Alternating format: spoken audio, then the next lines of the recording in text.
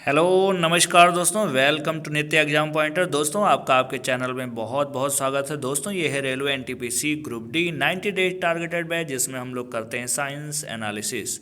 दोस्तों यदि आप चैनल पर नए हैं तो चैनल को तुरंत सब्सक्राइब कर लें और बेल आइकन को प्रेस कर लें ताकि लेटेस्ट नोटिफिकेशन आपको समय से मिलती रहे। दोस्तों इसमें हम लोग करते हैं स्पीडी का साइंस एनालिसिस। दोस्तों आपको जो होमवर्क बता रखा है कि डेली आप 1992 से लेकर के 2019 तक जितने भी पेपर हुए हैं रेलवे के, उनमें जो साइंस का प्रश्न है उन सारे प्रश्नों को 3-3 ईयर मिला करके, मतलब 1992 से लेकर 1995 तक, 92, 93, 94, 1994 तक जितना पेपर हुआ है उसमें साइंस के जितने क्वेश्चन उसको आपको पढ़ना है। इसी में दिया हुआ है स्पीडी में, क्वेश्चन बैंक फॉर्म में, ठीक है। उसको आपको पढ़ते रहना है हर 3-3 साल करके, और फिर जब आपका कंप्लीट हो जाए 2019 तक, उसके बाद आप रिवीजन शुरू कर देंगे। ओके दोस्तों, ये जो आपका केमिस्ट्री का साइंस एनालिसिस चल रहा है, केमिस्ट्री में थोड़ी सी चीज़ें आपको मैंने ऐसे ही बताया था।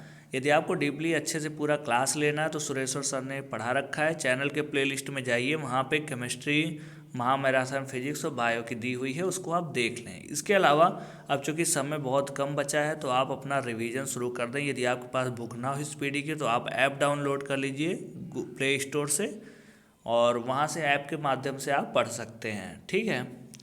तो यहाँ पे हम लोग टेस्ट पेपर नंबर 15, 16, 17, 18 ये करेंगे केमिस्ट्री का। इसमें 35 टेस्ट पेपर है, उस 35 को हम लोग करने वाले हैं। ओके,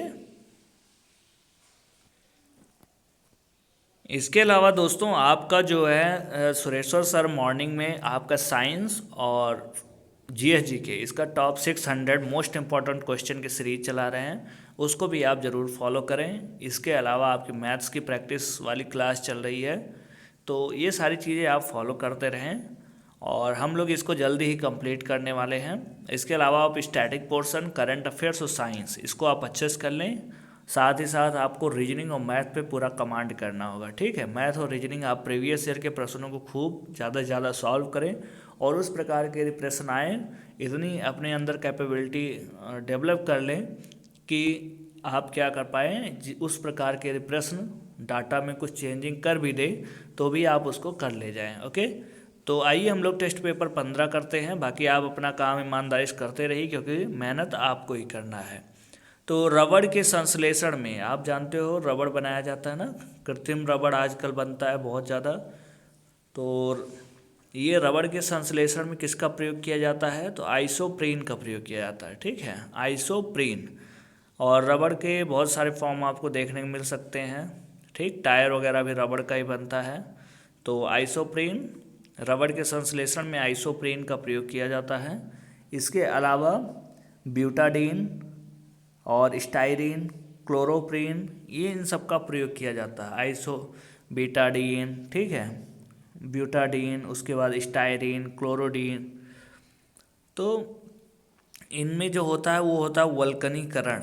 रबड़ का क्या किया जाता है, वल्कनीकरण किया जाता है, ठीक है, वल्कनीकरण। इसमें सल्फर मिलाया जाता है इसको कठोर बनाने के लिए, रबड़ को कठोर बनाने के लिए उसमें सल्फर मिलाया जाता है, और उसका क्या करते हैं, वल्कनीकरण, यही बोला जाता है। तो रबड़ के संश्लेषण में किसका यहाँ पे आइसोप्रीन है, कहीं आइसोप्रीन या ब्यूटाडीन और स्टाइरीन भी दिया है, या क्लोरोपीन दिया हुआ है, क्लोरोप्रीन नहीं, क्लोरोडीन दिया हुआ है, तो वहाँ वो भी यूज कर सकते हैं, ऑप्शन में है तो उसको भी मान सकते हैं, ठीक है।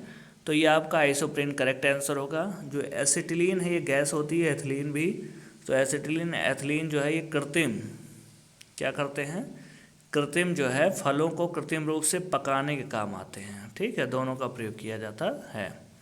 क्वेश्चन नंबर 2 है, सोने के आभूषण बनाते समय इसमें क्या मिलाया जाता है। तो सोना आप देखते हो बहुत ज़्यादा लचीला होता है, इसकी आघातवर्धनता, मतलब ये इतना, इसकी यदि हम प्लेट बनाएं, पतली सी चादर बना सकते हैं, और इससे जो है तार भी खूब लंबा, सबसे ज़्यादा लंबा तार किसका बनाया जा सकता है, इसी सोने का। तो ये इतना लचीला होता है, इसके लचीलेपन से यदि आभूषण हम बनाए, इतना लचीला तो थोड़ा सा भी दबाव पड़ेगा तो इसका जो स्ट्रक्चर है वो चेंज हो जाएगा, ठीक है। जो इसमें इसके सोने के जो आभूषण बनाए जाते हैं, जो इसमें कलाकारी की जाती है, वो चेंज हो जाएगी। इसलिए जो शुद्ध सोना होता है वो 24 कैरेट का होता है। कितना? 24 कैरेट का सोना होता है। लेकिन जो आभूषण बनते हैं वो शुद्ध सोने के नहीं बनते, उसमें तांबा मिलाया जाता है, तांबा या चांदी मिलाया जाता है, तांबा या चांदी मिलाया जाता है। ठीक है, तो ये हो गया आपका। मान लीजिए 18 कैरेट का है कोई आभूषण, इसका मतलब उसमें 75% क्या है? सोना है, बाकी क्या है उसमें? जो भी तांबा मिलाया गया होगा या तो चांदी मिलाया गया होगा। तो सोने के आभूषण बनाते समय इसमें क्या मिलाया जाता है? तो इसमें तांबा मिलाया जाता है। नायलॉन बनाने में प्रयुक्त कच्चा पदार्थ है। नायलॉन किससे बनता है आप जानते हो? ये एक कृत्रिम जो आप एक क्या कहते हैं, रस्सी देखा होगा आपने, नायलॉन की होती है, प्लास्टिक टाइप की ना नायलॉन की। या जो टूथब्रश होते हैं ये जो होते हैं ये भी नायलॉन के बनते हैं। इसके अलावा नायलॉन का कपड़ा भी बनता है। ठीक है, बहुत जल्दी आग इसमें पकड़ता है नायलॉन में। तो जो नायलॉन बनाया जाता है ये एडिपिक अम्ल से बनाया जाता है। तो कच्चा पदार्थ क्या है?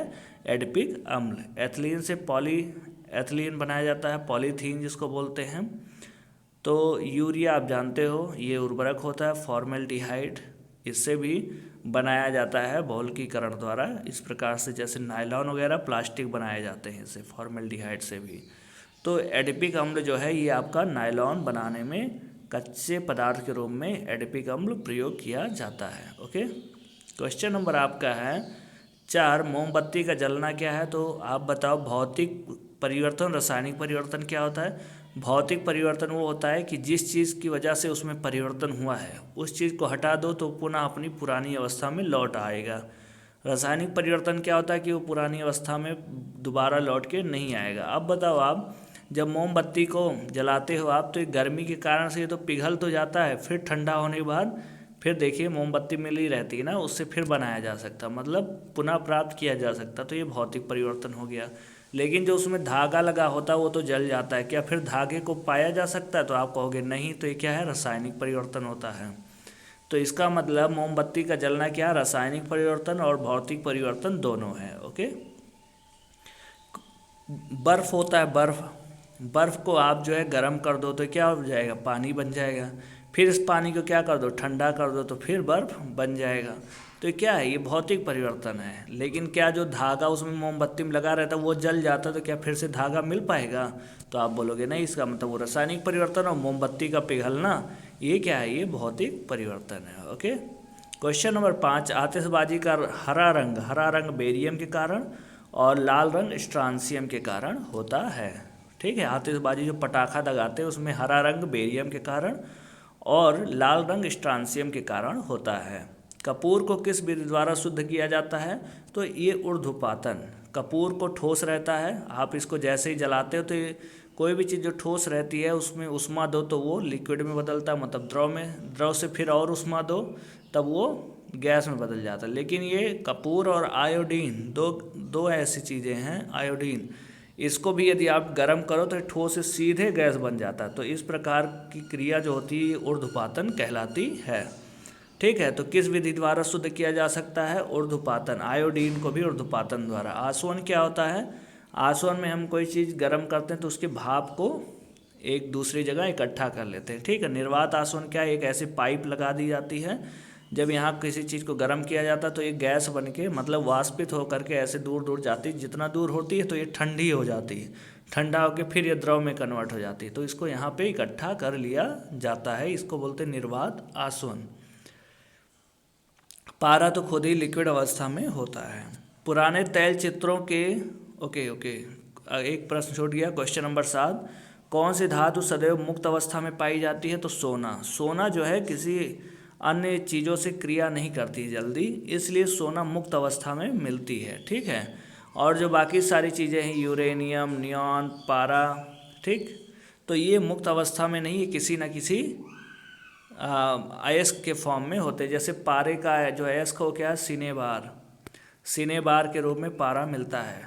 यूरेनियम पिच ब्लेंड ये अयस्क होता है, यहाँ से शुद्ध किया जाता है, मतलब इसमें कई चीज़ें होती हैं फिर उसका निष्कर्षण करके शुद्ध रूप किया जाता है। ठीक है, तो ये हो गया आपका।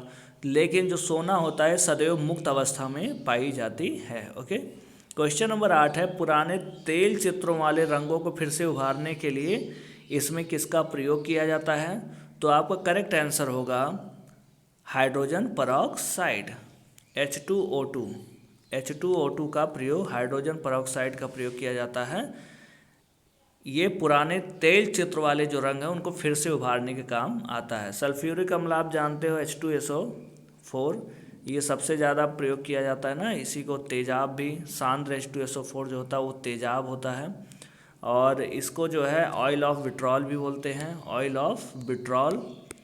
और जो बैटरियां होती हैं, बैटरियों में सल्फ्यूरिक अम्ल यही डाला जाता है। सबसे ज़्यादा जो व्यावसायिक रूप से जो फैक्ट्रियों में सबसे ज़्यादा यूज होता है ये H2SO4 ही यूज होता है। ओके, क्वेश्चन नंबर, भारी जल जानते हो ये D2O होता है। इसका जो अणुभार है, मतलब पूरा वेट जो इसका है कितना होता है, 20 होता है। और जल का कितना होता है, 18 होता है। ऑक्सीजन का 16, हाइड्रोजन का 1 1 2 है ना, तो 18। D2O इसका कितना हो गया, 20 होता है। क्वेश्चन नंबर, सिरके का अम्ल, सिरका किसको बोलते हैं, एसिटिक एसिड को सिरका बोलते हैं, एसिटिक एसिड सिरका। क्वेश्चन नंबर 9, कौन सा तत्व सभी रंगीन यौगिक बनाता है, जो क्रोमियम है। क्रोमियम को यदि इसका जो जलीय विलयन होता है, क्रोमियम डाल दो, थोड़ी देर बाद ये नारंगी रंग का हो जाता है, ठीक है। तो ये जो क्रोमियम है ये हमेशा रंगीन यौगिक बनाता है। पोटेशियम, सोडियम, नमक देख रहे हो आप, क्या नमक रंगीन होता है, पोटेशियम भी ऐसे, एल्युमिनियम का आप जानते हो बर्तन वगैरह भी होता है। तो जो रंगीन यौगिक बनाता है वो कौन सा है, क्रोमियम है, यही करेक्ट आंसर होगा। क्वेश्चन नंबर 10, सबसे हल्का तत्व कौन सा है, तो सबसे हल्का तत्व आपका कौन सा है, हाइड्रोजन ही होता है, सबसे हल्का तत्व है। ओके, ब्रह्मांड में ब्रह्मांड की बात हो रही है, ब्रह्मांड में सबसे अधिक मात्रा में क्या पाया जाता है, तो हाइड्रोजन ही। यदि पृथ्वी पर बोला जाए सबसे अधिक मात्रा में क्या पाया जाता है, तो ऑक्सीजन। यदि वायुमंडल में बोला जाए तो नाइट्रोजन 78% वायुमंडल में, ठीक है। हमारे शरीर में सबसे ज़्यादा कौन सा तत्व पाया जाता है, तो वो ऑक्सीजन ही है, O2 मतलब ऑक्सीजन ही है सबसे हमारे शरीर में, ठीक है। ये हो गया। क्वेश्चन नंबर, हीलियम जो है ये क्या होता है, हीलियम जो वायुयान के टायर होते हैं वहाँ पे हीलियम प्रयोग किया जाता है। सोना किस अम्ल में घुल जाता है, तो अम्लराज में, आपको बताया था HNO3, नाइट्रिक अम्ल और हाइड्रोक्लोरिक अम्ल, ये 1:3 के अनुपात में मिला दें तो अम्लराज बनता है। और ये जो आपके महत्वपूर्ण धातुएं हैं जैसे प्लेटिनम और सोना Au, इन दोनों को इसमें डालने से क्या हो जाता है, घुल जाता है, ठीक है। सोना और प्लेटिनम दोनों घुल जाते हैं, इसको बोलते हैं अम्लराज। इसके अलावा इसका नाम है एक्वा रेजिया, एक्वा रेजिया भी इसको बोला जाता है अम्लराज को। एक्वा रेजिया का जानते हैं, शाही जल, एक्वा रेजिया का मतलब होता है शाही जल। ओके, शाही जल क्यों बोलते हैं, क्योंकि ये सोना और प्लेटिनम ये सब बहुमूल्य धातुएं हैं, इनको ये गला देता है, इसलिए इसको शाही जल बोलते हैं। दिया सलाई में प्रयुक्त पदार्थ है, जो दिया सलाई में प्रयुक्त पदार्थ है वो हमारा क्या कौन सा होता है, वो है लाल फास्फोरस। दिया सलाई मतलब माचिस की तीली, आप देख लो उसी को, माचिस की तीली में लाल फास्फोरस होता है। युद्ध में प्रयोग की जाने वाली जो गैस ल्यूसाइट होती है ये एसिटिलीन से बनाई जाती है। जो ल्यूसाइट गैस है, ल्यूसाइट, ये एसिटिलीन, इसको जो है द्वितीय विश्व युद्ध में इसको प्रयोग किया गया था, ठीक है। इसके अलावा कुछ और गैसें जो होती हैं जैसे आपकी मस्टर्ड गैस है, मस्टर्ड, फॉस्फीन, फॉस्जीन और ल्यूसाइट, ये 4 गैसें विषैली गैसें होती हैं, आपको बताया था। जो फॉस्फीन होता है इसमें जो है, जो फॉस्जीन होता है pH3 इसका होता है, मतलब pH3 होता है। इसके अलावा जो मस्टर्ड गैस होती है इसमें सल्फ़र होता है, मस्टर्ड में सल्फ़र होता है। ल्यूसाइड में आपका एसिटिलीन होता है। और ये सारी चीज़ें हो गई, ठीक है। तो युद्ध में प्रयोग की जाने ल्यूसाइड बनाई जाती किससे, एसिटिलीन से बनाई जाती, अमोनिया, नाइट्रोबेंजीन ये सब तो होगा नहीं। ओके, उसके बाद देखते हैं क्वेश्चन नंबर 14, लार में पाया जाने वाला एंजाइम स्टार्च को ग्लूकोज में कौन कन्वर्ट करता है।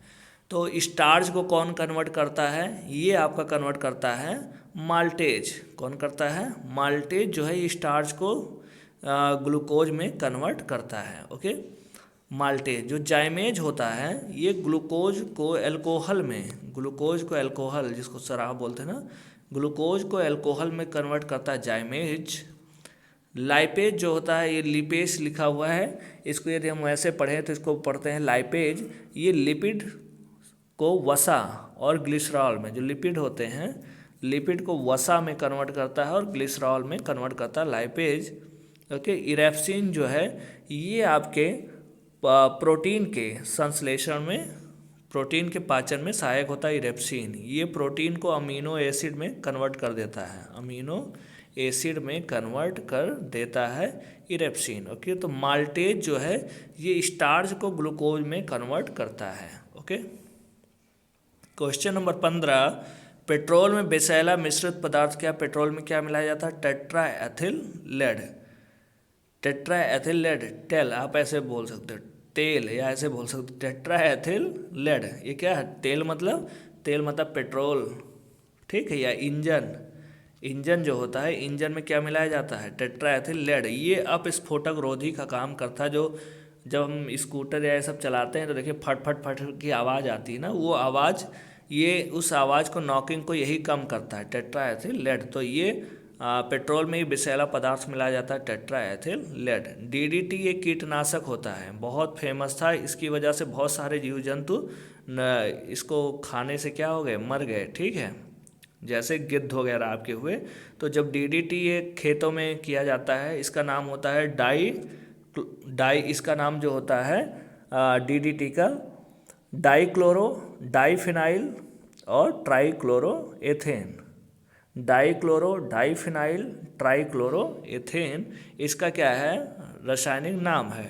तो ये जो है कीटनाशक, कीट को मारने का काम आता था खेतों में। तो वहाँ जो फसल हुई उसको क्या हुआ? खाए जीव जंतु, और जब जीव जंतु खाने के बाद उस फसल को ये डीडीटी शरीर में गया, जब वो जीव जंतु मर गया, वो उस मरे हुए जीव जंतु को जब गिद्ध और ये सब बाज खाने लगे, जब इनको खाते थे तो ये क्या हो गई? ये भी मर गए। उनके लिए बहुत खतरनाक होती है डीडीटी।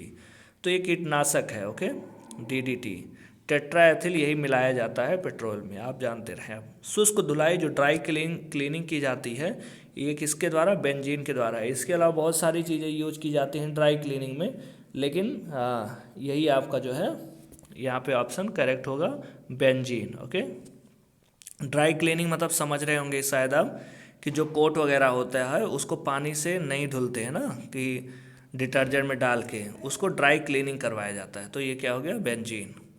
दवा बनाने के काम क्या आता है? दवा बनाने, देखो अम्लराज तो आएगा नहीं, नाइट्रिक अम्ल आएगा नहीं, जो आपका बेंजोइक अम्ल होता है यही दवा बनाने के काम आता है, ठीक है। पिकरिक अम्ल एक क्या है? विस्फोटक होता है, पिकरिक अम्ल विस्फोटक होता है। इसके अलावा पिकरिक अम्ल जो है दवा बनाने में काम आता है कुछ, ठीक है। पिकरिक अम्ल जो होता है ये दवा बनाने के काम थोड़ा सा आता है, लेकिन यहाँ पे जो मोस्टली इसका यूज जो किया जाता है वो क्या है? विस्फोटक के रूप में किया जाता है पिकरिक अम्ल का। ये जैसे फफोले पड़ गए, चोट वगैरह लग गई, तो उसमें ये काम आता है पिकरिक अम्ल, ठीक है। फफोड़े मतलब एंटीसेप्टिक क्रीम टाइप का कुछ इस तरीके से बनाने का काम आता है, चोट वोट लग जाए वहाँ पे। लेकिन ये जो है सबसे ज़्यादा इसका प्रयोग जो है विस्फोटक के रूप में किया जाता है, ठीक है। बेंजोइक अम्ल आपका करेक्ट आंसर होगा। सबसे ज़्यादा इसका यूज किया जाता है दवा बनाने के। सबसे अधिक संख्या में किस तत्व के यौगिक होते हैं? तो सबसे ज़्यादा कार्बन। इसी से देखो ऑर्गेनिक केमिस्ट्री बन गई है, कार्बनिक रसायन विज्ञान, ऑर्गेनिक केमिस्ट्री ना। कार्बन के बहुत सारे यौगिक बनाए जा सकते हैं, तो सबसे ज़्यादा यौगिक बनते हैं कार्बन के। क्वेश्चन नंबर 19 है, हैबर विधि से अमोनिया के निर्माण में किस उत्प्रेरक का प्रयोग किया जाता है? तो हैबर विधि से अमोनिया का निर्माण जब करते हैं तो उसमें लोहा एक कैटालिस्ट, उत्प्रेरक, जो इसकी क्रिया को तेज कर देता है अमोनिया बनाने की। तो हैबर विधि में अमोनिया के निर्माण में लोहे का प्रयोग किया जाता है। नीली स्याही बनाने में किसका प्रयोग? तो नीली स्याही बनाना है तो इसका प्रयोग किया जाता है फेरस सल्फेट का। नीला थोथा मत कर देना। रेड लेड ब्लीचिंग चूर्ण, ब्लीचिंग पाउडर, इसका प्रयोग जो है ये विरंजक के रूप में, मतलब कलर को उड़ाने के लिए ब्लीचिंग पाउडर आता है ना। इसके अलावा जैसे दाग धब्बे लग जाएं तो ब्लीचिंग पाउडर का प्रयोग करते हैं हम लोग। इसके अलावा पानी के शुद्धिकरण में क्लोरीन प्रयोग किया जाता है ना, वो ब्लीचिंग पाउडर के रूप में ही पानी को शुद्ध करने के लिए किया जाता है। तो ब्लीचिंग चूर्ण हो गया। तो फेरस सल्फेट जो होता है इसी से जो है नीली स्याही बनाया जाता है। ओके, क्वेश्चन नंबर 21 है, रेयान रे से तैयार किए जाते हैं। रेयान जो है ये सेलुलोज से तैयार किया जाता है। सेलुलोज क्या होता है कि ये जो वनस्पतियाँ होती हैं इसी में सेलुलोज पाया जाता है। ठीक, तो रेयान रेशा जो है वो सेलुलोज से तैयार किया जाता है। बैकेलाइट ये प्लास्टिक का एक है, जैसे जो आप देखे होंगे आपका ये क्या नाम है, कुकर के पीछे जो ऐसे हत्था लगा होता है ना पकड़ने का, वो बैकेलाइट का ही बना होता है। ठीक है, बैकेलाइट फॉर्मेल्डिहाइड के बहुलकीकरण से बनता है बैकेलाइट। ओके, फॉर्मेल्डिहाइड के बहुलकीकरण से बैकेलाइट बनता है। यूरिया आप जानते हो ये उर्वरक होता है। सबसे पहले जो प्रयोगशाला में जिस पदार्थ का या जिस यौगिक का निर्माण किया गया था वो यूरिया ही था। नाभिक का आकार क्या होता है, 10⁻⁻15 मीटर होता है, माइनस में है। ठीक है, ये नाभिक का आधार होता है। आपको बताया था नाभिक में क्या क्या होते हैं, प्रोटॉन और न्यूट्रॉन होते हैं। प्रोटॉन और न्यूट्रॉन आपने देखा होगा, समस्थानिक बहुत सारे उसके समस्थानिकों के बारे में। तो जैसे आपका हाइड्रोजन के 3 समस्थानिक होते हैं, 1H2, ये किस पे डिपेंड करता है, 1H3। तो आपने देखा होगा यहाँ पे कोई न्यूट्रॉन नहीं है, एक न्यूट्रॉन, यहाँ 2 न्यूट्रॉन है। तो न्यूट्रॉन की संख्या परिवर्तित होती रहती है। तो अस्थायी कण किसे बोलते हैं, तो जो अस्थायी कण है वो न्यूट्रॉन ही होता है। ठीक है, अस्थायी कण कौन है, न्यूट्रॉन होता है। अच्छा देखिए अगला प्रश्न ये हो गया, निम्न में अस्थायी कण कौन है, तो ये देखिए न्यूट्रॉन। ओके, इलेक्ट्रॉन प्रोटॉन इनको अस्थायी कण नहीं बोलते हैं। ठीक है, ये स्टेबल होते हैं, अस्थायी कण न्यूट्रॉन होता है। क्वेश्चन नंबर 24, किसी परमाणु के गुण निर्भर करते हैं किस पे, इलेक्ट्रॉनिक संरचना पे। जो उसकी क्वालिटी होती है किस पे डिपेंड करती है, इलेक्ट्रॉनिक संरचना पे। तो ये जो है इलेक्ट्रॉनिक जो संरचना दी थी, ये जो है नील बोर ने इसकी संरचना दी थी। ठीक है, परमाणु की संरचना दी थी नील बोर ने। और किस तरीके से ये एक कक्षा में प्रवेश करते हैं, ये ऑफ-बाउ का सिद्धांत, ऑफ-बाउ के सिद्धांत के अनुसार ये किस कक्षा में जाएगा ये निर्धारित होता है। तो जो किसी परमाणु का जो गुणधर्म है वो इलेक्ट्रॉनिक संरचना पे डिपेंड करता है। जैसे SPDF ये ब्लॉक आपने देखा होगा, तो जो ये क्वालिटी होती है SPDF की, ये इलेक्ट्रॉनिक संरचना पे ही डिपेंड करती है। ओके, क्वेश्चन नंबर 25 है, किस विटामिन के जलीय विलयन का रंग गुलाबी होता है, तो विटामिन B12, इसका नाम है साइनोकोबालामीन। इसमें जो है कोबाल्ट होता है। अब कोबाल्ट है मतलब कोबाल्ट धातु होती है, तो इसको जब जल में हम डालते हैं तो इसका रंग कैसा होता है, गुलाबी हो जाता है। ठीक है, तो विटामिन B12 का रंग कैसा होता है, गुलाबी होता है। विटामिन के बारे में बहुत सारी चीज़ें बताई जा चुकी हैं। इसके अलावा आप जानते हैं B कॉम्प्लेक्स होता है, मतलब B1 B2 B3 B5 B7 B12, ये महत्वपूर्ण है। तो जैसे आपका रथ पर एक टॉफ़ी, रा से रेटिनॉल, था से थायमीन, ए से एस्कॉर्बिक एसिड, का से कैल्सीफेरॉल, एक टॉफ़ी, टा से टोकोफेरॉल, फा से फिलोक्विनॉन। तो A B, फिर C एस्कॉर्बिक एसिड, का से कैल्सीफेरॉल, D का, फिर टोकोफेरॉल E का, और K का क्या हो गया, फिलोक्विनॉन। तो ये इतने हो गए आपके विटामिन के नाम। इसके अलावा जो विटामिन B है जिसपे आपका थायमीन आया था, इसके B कॉम्प्लेक्स होते हैं, B1 B2 B3 B5 B7 ऐसे। तो जो B1 का नाम है वो नाम है थायमीन, B1 का नाम है थायमीन। B2 का नाम राइबोफ्लेविन, क्या नाम है, राइबोफ्लेविन, ये B2 का नाम है। इसके अलावा B3 का नाम है नियासिन, B3 का नाम है नियासिन। B5 का नाम है पेंटोथेनिक एसिड, B6 होता है पायरिडॉक्सिन, B7 होता है बायोटीन, और B12 होता है साइनोकोबालामीन। ये B12 में ही कोबाल्ट होता है। ठीक है, तो ये थोड़ा चीज़ आप देख लीजिएगा। ओके, सबसे हल्की धातु कौन सी, धातु के बारे में तो लिथियम होती है सबसे हल्की धातु। क्वेश्चन नंबर 27, जो वसा होता है, वसा जैसे आप क्या वसा जानते हो ना, फैट, फैट में आप समझ सकते हो तेल हुए, घी हुए, ये सब क्या है, वसा है। तो ये किस में विलेय होते हैं, तो जल में तो विलेय होते नहीं, देखे ऊपर तैरते रहते, मिट्टी के तेल में भी नहीं होते, नाइट्रिक अम्ल में भी नहीं होते। कार्बन टेट्राक्लोराइड, आपको मैंने बताया था क्लोरोफॉर्म, ईथर, क्लोरोफॉर्म, ईथर, इसमें ये विलेय होते हैं ना, जो वसा होते हैं क्लोरोफॉर्म ईथर में विलेय होते हैं। क्लोरोफॉर्म का ही नाम है CCl3 tetra, carbon tetrachloride. Carbon tetrachloride ये क्लोरोफॉर्म, जिसको सुंघाने से आदमी बेहोश हो जाता है, तो उसमें क्या है, वसा विलेय होते हैं। ओके, जो सोडियम होता है उसको मिट्टी के तेल में रखा जाता है, सोडियम को, नहीं तो ये खत्म हो जाता है, ठीक है, नष्ट हो जाता है। क्वेश्चन नंबर 28, एस्प्रिन किससे बनाई जाती है? एस्प्रिन दर्द निवारक होती है, तो ये किससे बनाई जाती है? थैलिक अम्ल से। एसिटिक अम्ल सिरके का नाम है, थैलिक अम्ल बनाया जाता है। ऑक्जेलिक एसिड, नाइट्रिक अम्ल HNO3 होता है। ऑक्जेलिक अम्ल ये नहीं, आपका थैलिक अम्ल से ही क्या बनाया जाता है, आपका एस्प्रिन बनाया जाता है। ओके, क्वेश्चन नंबर, एस्प्रिन का रासायनिक नाम क्या है? तो एसिटाइल सैलिसिलिक एसिड, ये सैलिसिलिक एसिड होती है एस्प्रिन, जिसको थैलिक अम्ल बोलते हैं ना एक नाम, इसका रासायनिक नाम क्या है? Acetyl salicylic acid. तो एस्प्रिन जो है दर्द निवारक है। ओके, इंपॉर्टेंट है। सबसे भारी धातु क्या है? ऑस्मियम। सबसे हल्की है लिथियम, ये जो है लिथियम ये हल्की है, और ऑस्मियम क्या है? सबसे भारी धातु है। आयरन आप जानते हो, सिल्वर भी आप जानते हो, चांदी। स्ट्रेप्टोमाइसिन के खोजकर्ता कौन है? बॉक्समैन। एडवर्ड जेनर ने चेचक, जो जिसको हम लोग छोटी माता बोलते थे, चेचक का जो टीका है इसकी खोज की थी एडवर्ड जेनर ने।